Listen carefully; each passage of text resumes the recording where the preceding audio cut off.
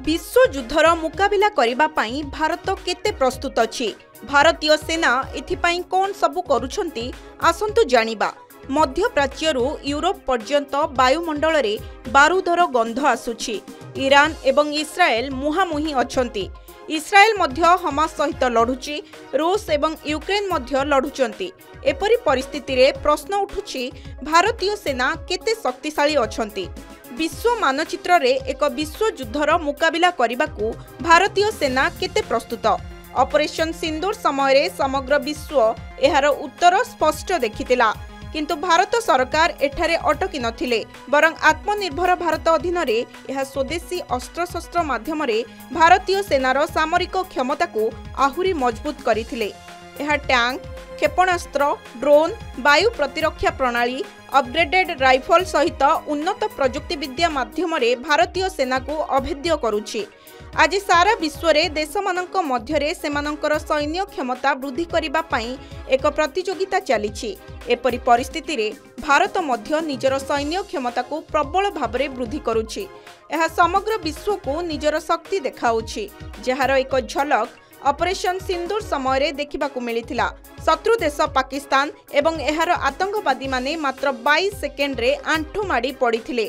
भारत विश्व को देखाइछि जे किपरि तार शत्रु तार सैन्य शक्ति आगरे आंठु माडिबाकू बाध्य हुए। समग्र विश्व आत्मनिर्भरशील भारतर साहस आगरे मुंड नुआइछि। एही क्रम रे जेतेबेले विश्व उपरे परमाणु युद्धर विपद माड़ी आसुछि, भारत मेक इन इंडिया धारारे द्रुत गति रे अस्त्रशस्त्र निर्माण करुछि।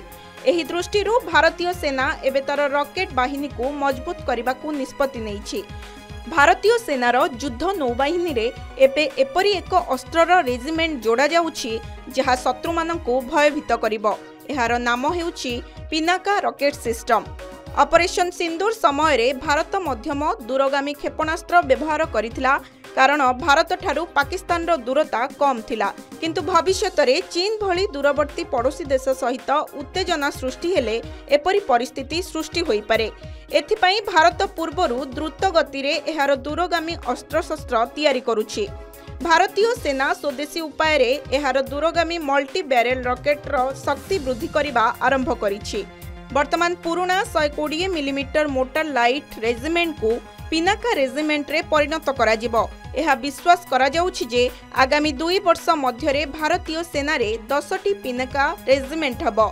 सेना मोट 25टी Pinaka multi barrel rocket launch रखिबा को योजना करुछि। मेक इन इंडिया धारारे एही दिगरे द्रुत गति रे काम करा जाउछि। ऑपरेशन सिंदूर समय रे निष्पत्ति निया जाइथिला जे भविष्यत रे स्थल पूर्वरु आकाश किंबा आकाश रे युद्ध करा जिवो। वर्तमान रॉकेट, क्षेपणास्त्र, ड्रोन, यूएवी एवं लढिबार युग। अस्त्रशस्त्र केते शक्तिशाली हेबो ताहा विजयर परिमाण निर्णय करिवो। एही कारणरू भारत एहार स्वदेशी मल्टी बैरेल रॉकेट लॉन्चर पिनाकार शक्ति को निरंतर वृद्धि करुछि। प्रकृत रे शिवंक धनुटीर नाम पिनाक थिला। सेही नाम को आधार करी DRDO Pinaka multi barrel rocket launcher system प्रस्तुत करिछि। एहार सफलता हार एहाकू अन्य मानक ठारू भिन्न करिथाए। पिनाका क्षेपणास्त्रर परिसर 40 रु 65 किलोमीटर।